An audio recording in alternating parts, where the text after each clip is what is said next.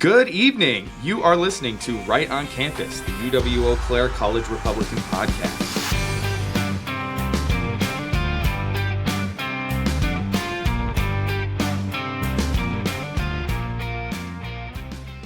Good evening. You're listening to Right on Campus, the UWEC College Republicans podcast. As always, I'm Ryan, the Vice Chair of UWEC College Republicans, and I'm joined by my co-host and working partner, Tatiana, the Chair of UWEC College Republicans.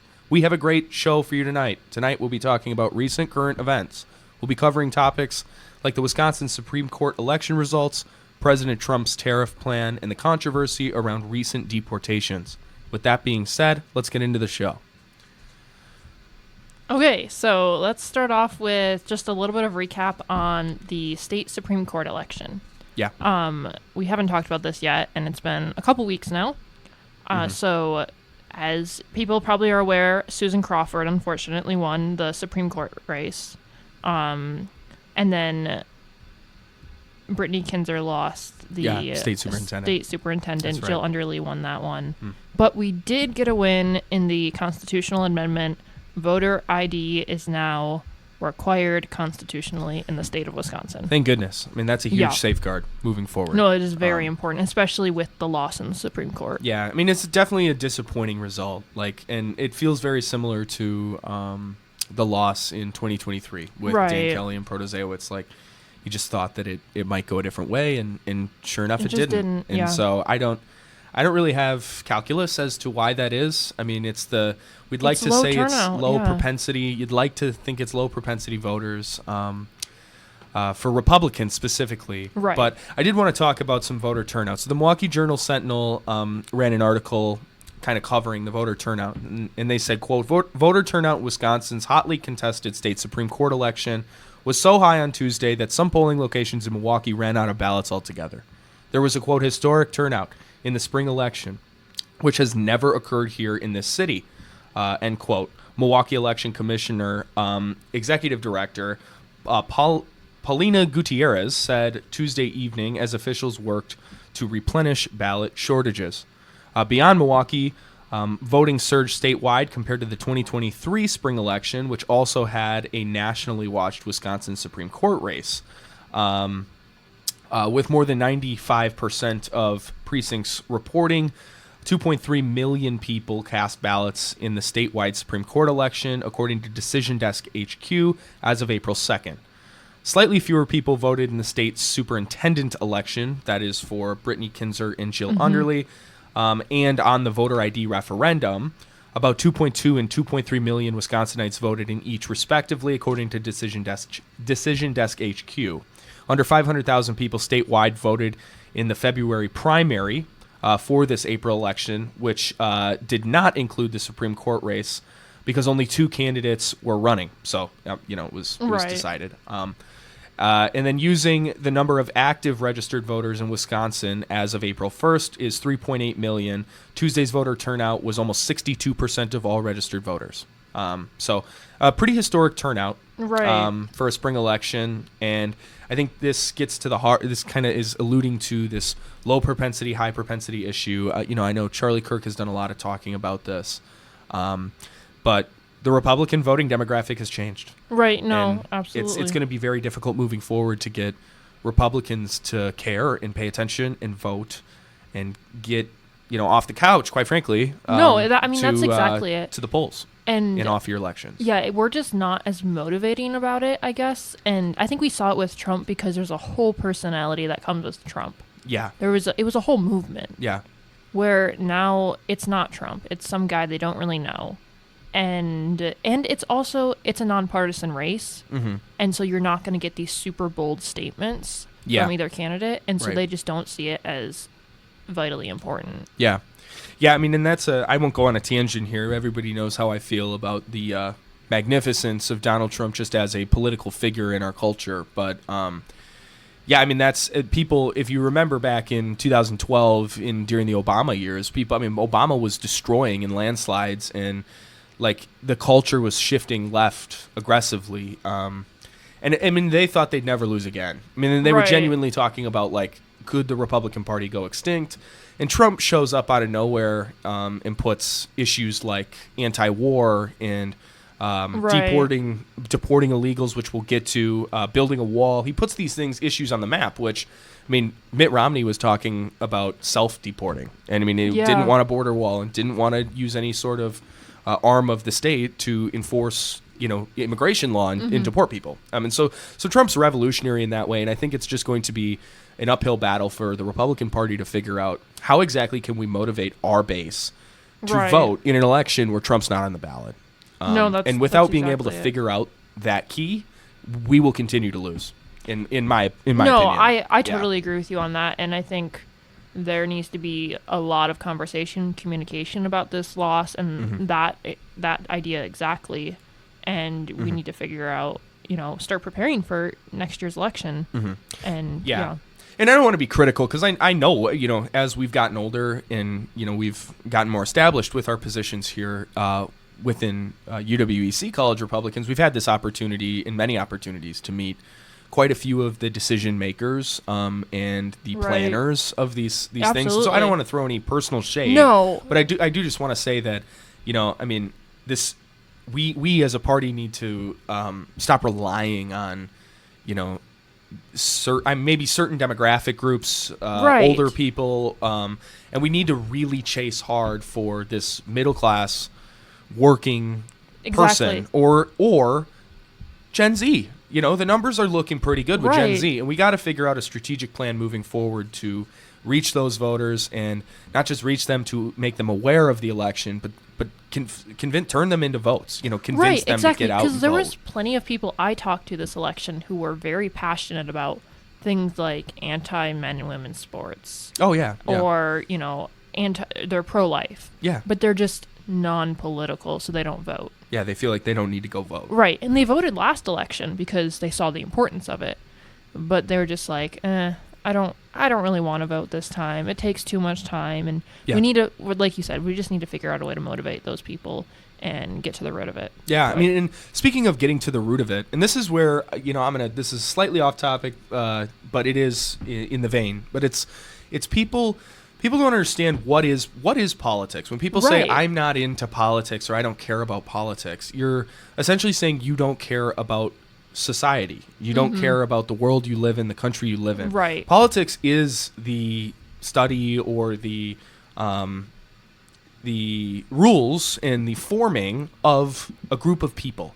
Yeah, and people forget that politics, the root, the Greek, derives from the Greek word politikos, which means of citizens pertaining to the state and then the administration thereof. And so, if you're interested in your neighbor or your society and, at all, and you participate, you do have a stake. You live here. This is your culture. This is your society. This is your country.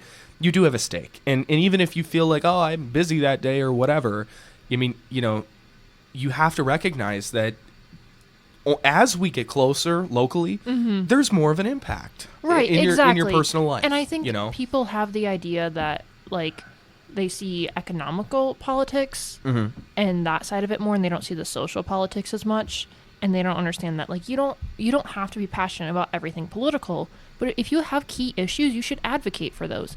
And you don't have to be an expert, but you should voice your opinion and be educated enough to do so, but that should be a basic level education. Right. But we've come to a point in society where that's not basic level education. And part of that's because of all the lying we see in the media and everything. And it's difficult to find the truth. But that is something we need to change if we want these people to vote. Yeah. Okay, so with this Wisconsin Supreme Court election, you kind of touched on it. With it being, quote, a nonpartisan race, it makes it extremely difficult for candidates to take positions on issues. And it also creates this very blurry line between a judge being fair and ruling justly and getting elected and needing to tell an electorate what they want to hear to be elected, which obviously is partisan. So a question that people are having a lot is, should judges be elected or should they be appointed? What is at the federal level, at the Supreme Court level, Right. at the federal court level, they are appointed. They're appointed judges. In some states, Wisconsin being one of them, our Supreme Court at least is elected. How do you feel about that? I personally think that they should be appointed. Yeah. I think it makes more sense for them to be appointed because when you start electing, they start running on promises. And they Right. all say they don't, but they all do, both sides. And I mean, that's how you get voters. Mm-hmm. And it doesn't make sense for them to do so if they're supposed to be nonpartisan. Where if they're appointed, yes, you have the bias of, the executive branch and, the governor in this case. Sure. But we elected that person. Mhm. So we still are getting a say by electing that person to carry out what we think is the right decision, Mhm. thus being nonpartisan. Yeah. And so I just think that makes more sense rather than getting these people who are like, oh, I'm nonpartisan, but I need the Democrat or Republican Party to endorse me. Yeah. And then you end up with a partisan race, and they're not going to do their job to be nonpartisan. Mm-hmm. And so, yeah, I tend to lean towards being appointed. And I mean, we have a system of checks and balances. Right. Yeah. And that's part of that system. It is. When it's Trump got very lucky with his Supreme Court nominations, and it was really Right. it's novel. It's the first time that a president, if actually don't quote me on that, but it's one of the first times that a president, at least in recent history, has been able to appoint so many judges, and the Democrats really have kind of freaked out about that and have issues and want to pack the court because they didn't get their Right. way.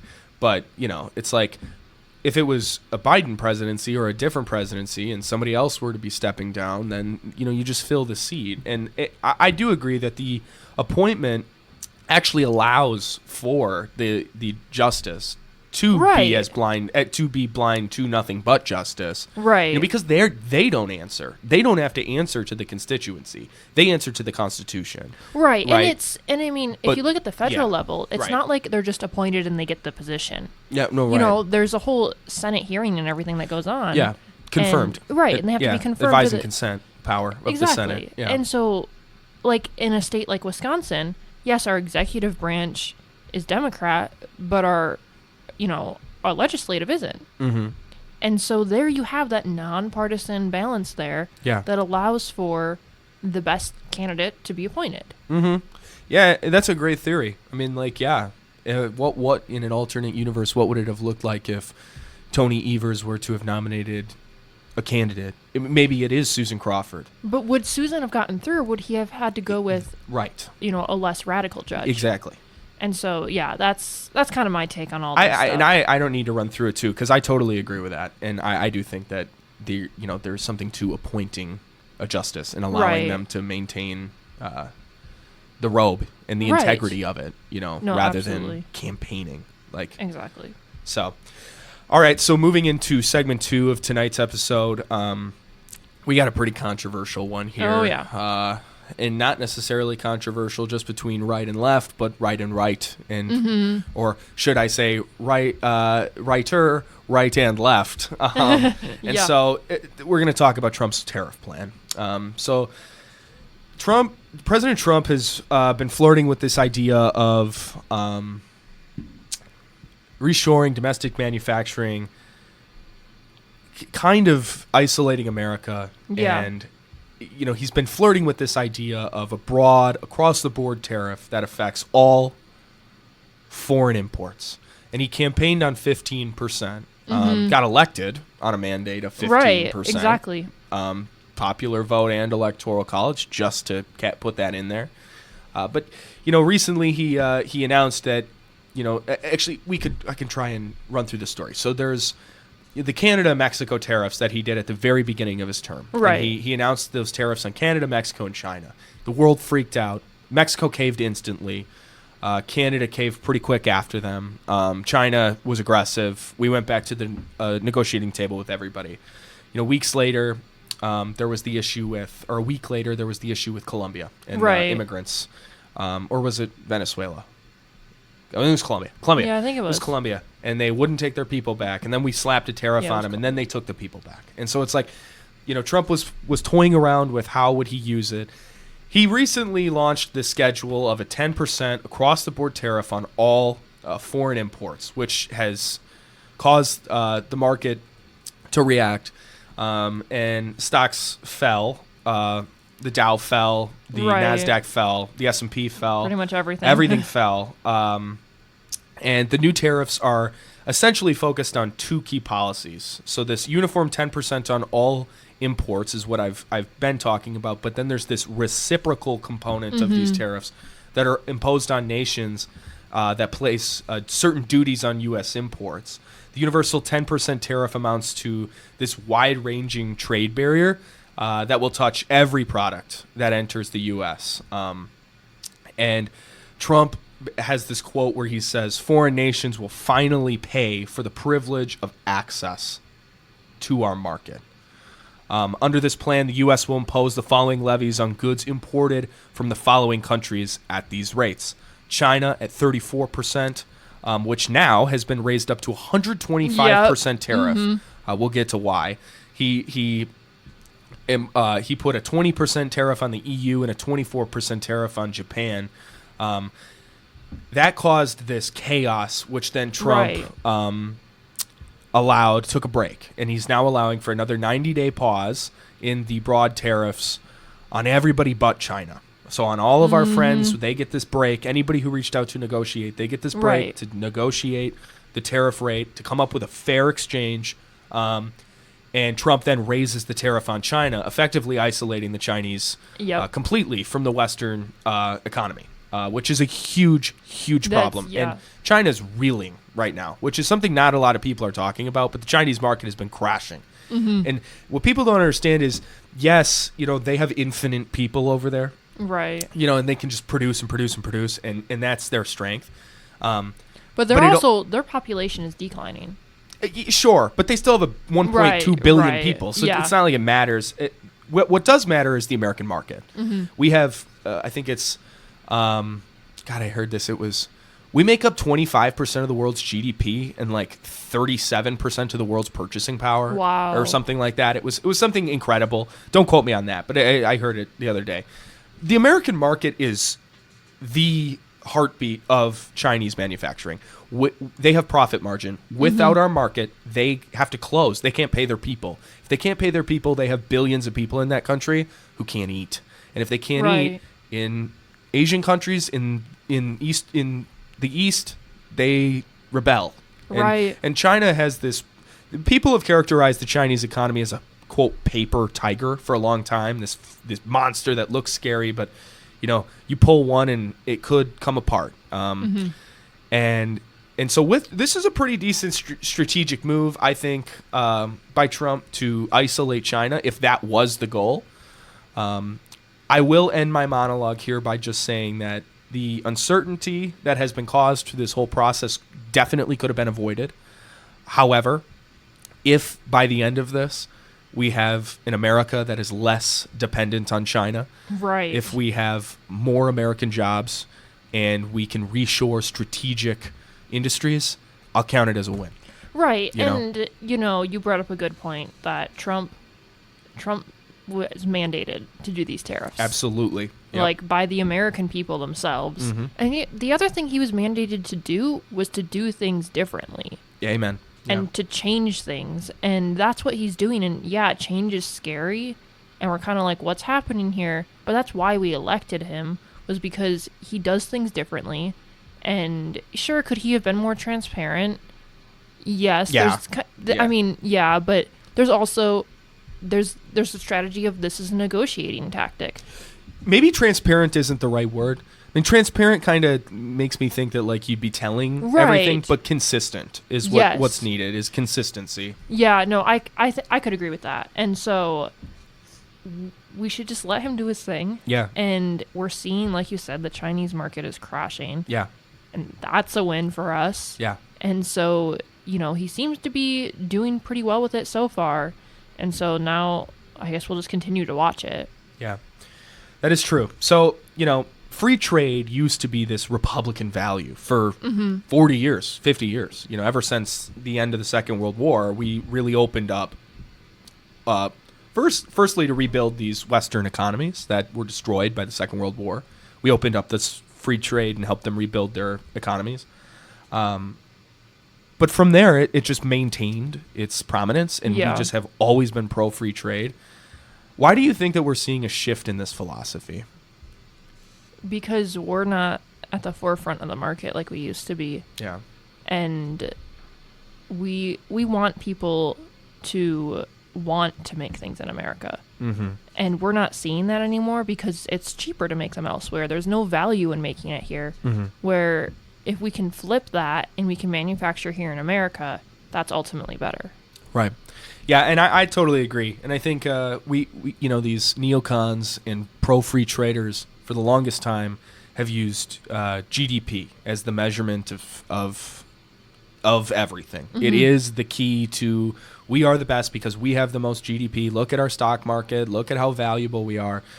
But ask somebody in the Rust Belt, how wealthy are they today? How comfortable do they feel in today's America rather than the America of 1995 or 1985, where, or before that, when they had, they could wake up and go to work and, they had a community around them and they all worked in, a manufacturing plant or something else. Mm-hmm. And it literally built Midwestern America. It built the communities that surround us.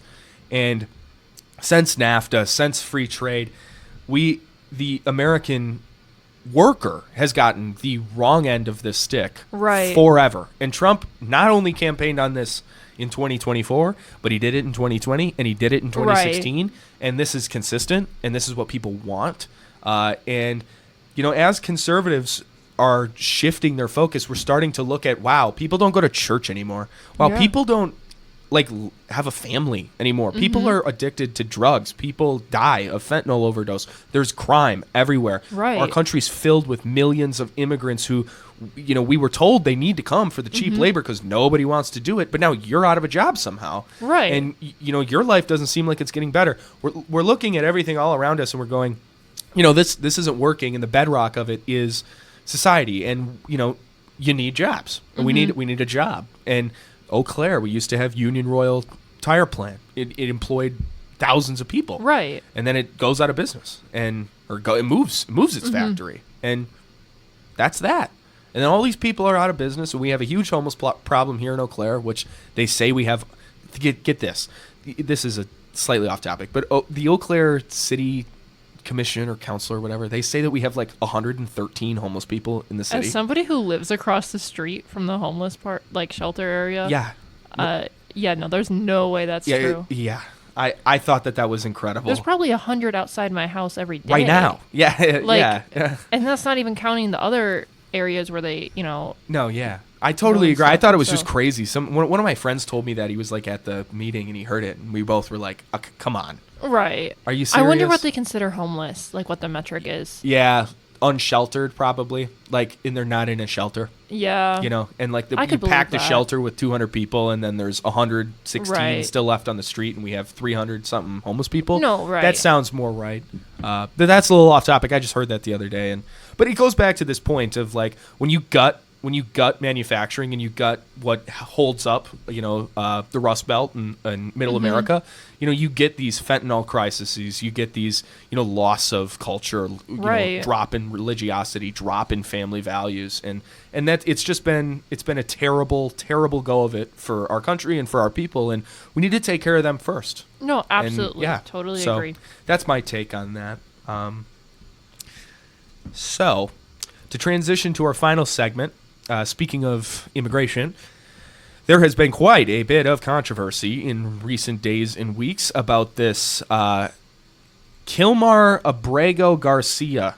Excuse me if I got that wrong.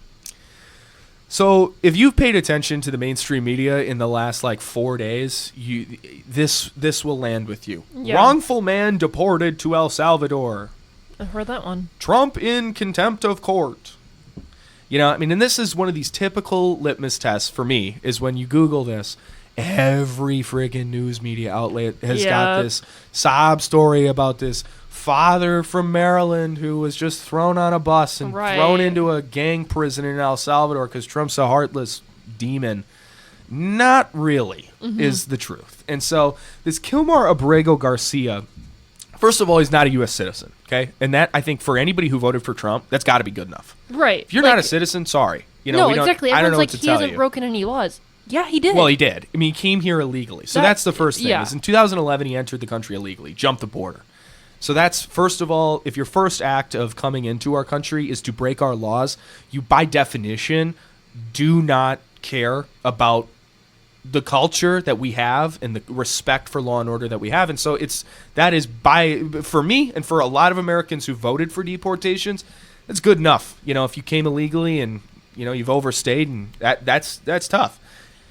The second thing is he's got no legal right to remain in the U.S. The media wants to talk about this being like an administrative error, but what they're leaving out is, and deliberately I may add, is that this Mr. Abrego Garcia has no legal right to be here in the first place. He's not some innocent victim of like the bureaucracy. He broke the law. He came here illegally. And when you break the law, especially our immigration laws, there are consequences for those. This is how a sovereign nation functions. We have borders and we have laws, and those need to be maintained. Absolutely. In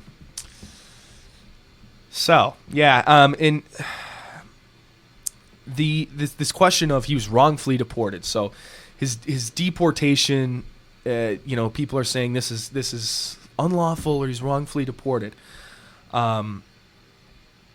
Let's not forget that he was deported to El Salvador, a country where he actually holds citizenship. He was not sent to some foreign dungeon like Guantanamo Bay. He was returned to his homeland, the country where he came from. Now we get this activist judge and leftist lawyers who are demanding that the United States government go grovel to get this guy back and bring him back. But that's not justice. It's not justice at all. I'd argue that's insanity.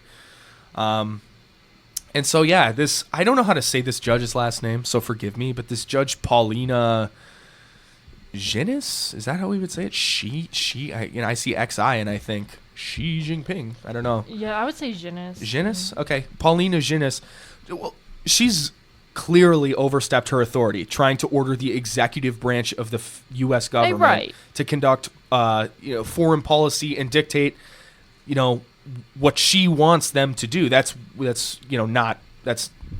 way beyond the purview of her ability. It's not her role, and foreign diplomacy remains exclusively in the domain and discretion of the president and not activist judges, So there's that too. Absolutely. Yeah, and then there's this issue of, I keep seeing everywhere they're quoting his lawyers as saying he is an upstanding citizen and he is not part of a gang, and he is, a father, that narrative we're seeing. And A, they're his lawyers. Of course they're going to say that. Why are you using the lawyers as the evidence? But B, his wife filed for a restraining order. Yeah. Back in 2021. He beat her. Yeah. He punched her, scratched her. Hit her with a boot. Ripped off her shirt and shorts. Yep. And all while her infant, their infant was right there, through a laptop. A very abusive, violent guy, if you ask me. So yeah, I don't know. I think this is totally overblown. And now with him being in the country of origin, a country where he's a citizen, Attorney General Pam Bondi and Homeland Security Advisor Stephen Miller, they had this spat in the White House with specifically Caitlin Collins from CNN, but some other left-wing journalists. And they're absolutely right. When Pam Bondi says it's not up to us, she's right. I mean, it's correct. It's constitutional. This guy went, he first of all, he was arrested in 2011, or he was arrested outside, not 2011. He came over in 2011. He's in New York, right? He's outside of a Home Depot wearing Chicago Bulls gear in New York. Chicago Bulls gear is famously the garb of the MS-13 gang, as well as the tattoos everywhere. And he was questioned about an MS-13 gang murder, which he denies being a part of. Right. Okay? Well, he and these other guys then get arrested. And then 2 immigration courts, the first being a district, the second being an appellate court. Yeah. Both ruled that he was in connection with MS-13. Maybe not, committing this murder, but he's in connection with the Right. dangerous, violent, MS-13 gang, which prides itself on killing Americans and doing extremely heinous things that I don't even want to speak out loud to children, and Yep. not like this isn't fear mongering. This is the truth. This Right, MS-13 absolutely. gang, these are gang initiations. You go and do these things, and we can't have that. And if you're tied to something like that and you're a non-citizen, you jumped our border illegally, I got no sympathy. I mean, once you're here illegally, you broke the law. Get out of here. Yeah, Like- straight up. That's pretty simple to me. And if you came from somewhere violent, and especially if you're part of a gang, you put yourself in that situation. Well, I don't know too, and it's not like he's okay. And this is where people will freak out and call me a fascist or whatever, but so be it. I don't really care. I believe that due process is a beautiful thing. Right. It's a wonderful thing. Thank goodness we're U.S. citizens, Right. and the Constitution applies. And we have Well, and that's the constitutional argument. rights. The argument Is does the constitutional due I- process apply? Technically, it does. well, sure, yeah, sure, But yeah, what are we supposed to do when we have a mass invasion? Like yeah, that. it's- The problem, really, Biden, and even before Biden, we have this mass issue of all these illegal immigrants coming in, yeah. and now we have to deal with them, and we do have a lot of MS-13 gang members, violent criminals, and Well, not just to mention people just who shouldn't be here. right. Yeah. And that's the thing, is they're all criminals if they came here illegally. True. And so Yeah. we have to figure out now how we deport them and how we solve this issue.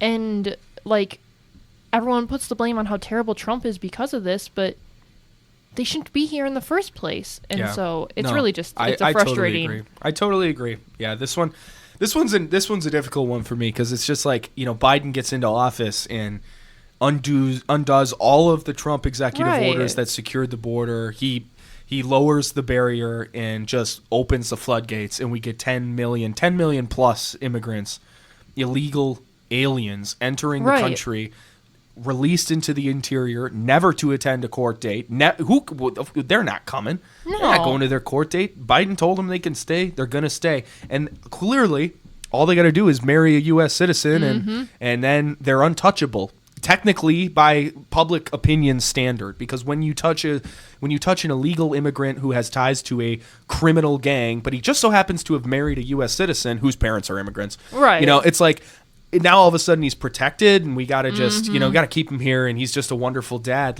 No, I don't. And we've been screwed. We've just been screwed with this Right. crap forever. And it's like we believe in law and order. We believe in borders. We believe in sovereignty. Yeah. And you can't just trance across the border and be affiliated with gangs and beat your wife and think that and Right. maintain your status as a non-citizen, and then cry for us to come and drag you out of the country where you're a citizen because Right. you'd rather live here. Absolutely.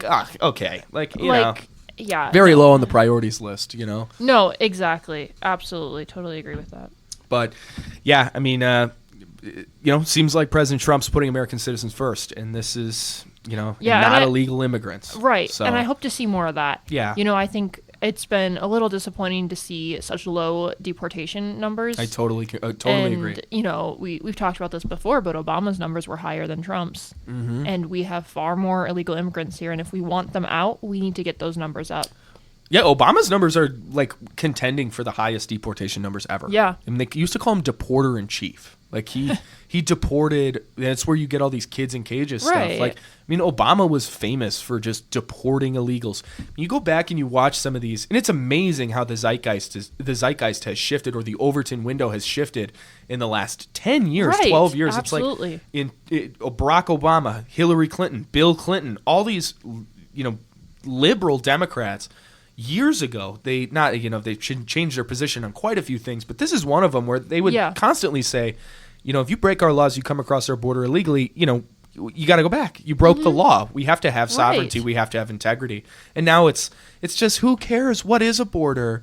that's the beauty of America, is just anybody can just walk Well, over here and that's a we good mean point, nothing too. anymore. Yeah. And it's just like, okay, I've heard enough. So Well, and when you say what is a border, that's the societal issue of everything. Yeah. What is a woman? What Yeah. is a border? What is an immigrant? What is a citizen? Yeah. It's my truth. It's there's Yeah. no What there's is no truth? Yeah. standards No, yeah. anymore. Everything. And so anyone Yeah. can do anything as long as they feel that they should be. Yeah.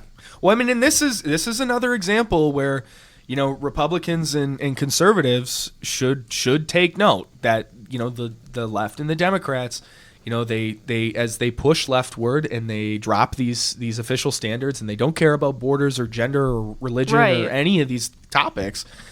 What is this? What is that? They're not scared to use everything in their power to get Exactly.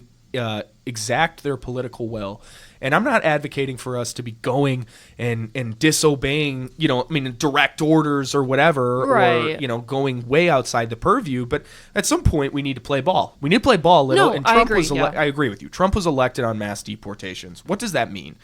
Mass deportations means that Joe Biden had 10 to 12 million illegal immigrants come in from 2020 to 2024. Quite frankly, 8 to 10. Right.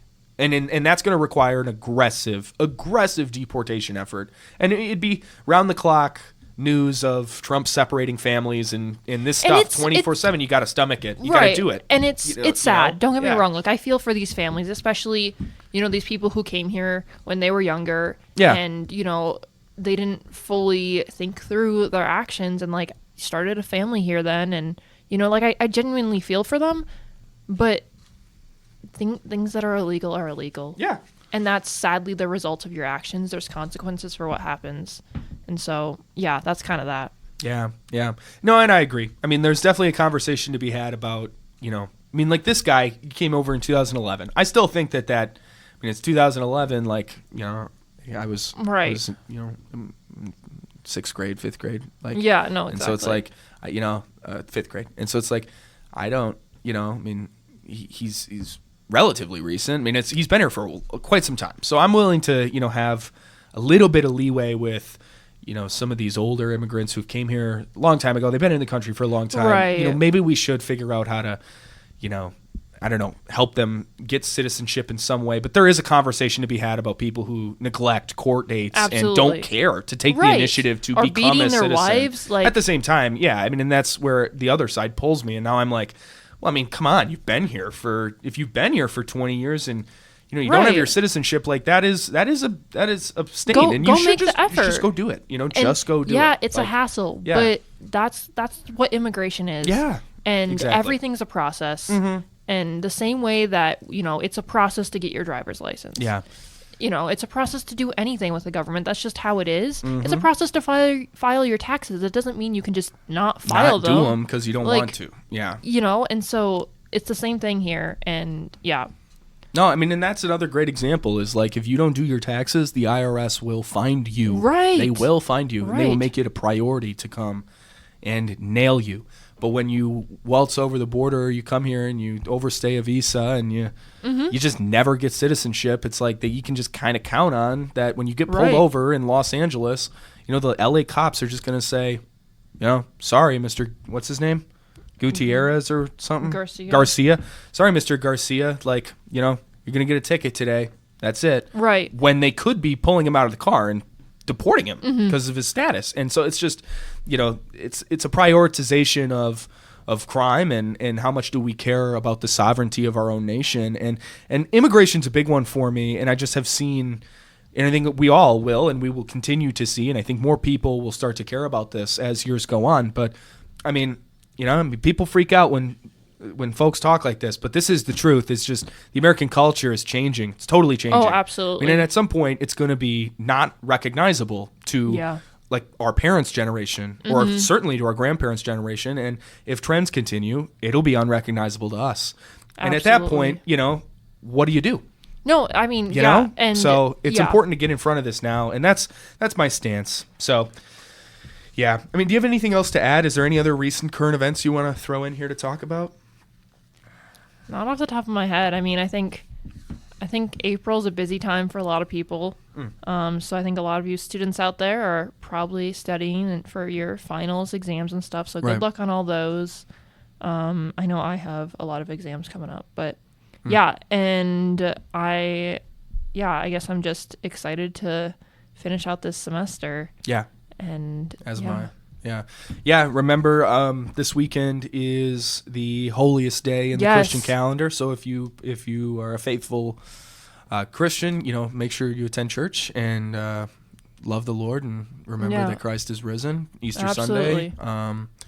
And God bless everybody. And finish out strong. So that's that. Also, excuse me for my voice this episode. I come down with my annual spring sickness.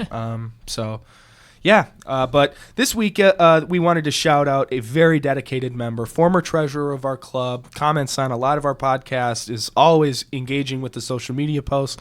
This would be Grayson. Grayson, if you're listening, thank you so much for your support. Thanks for being a great friend.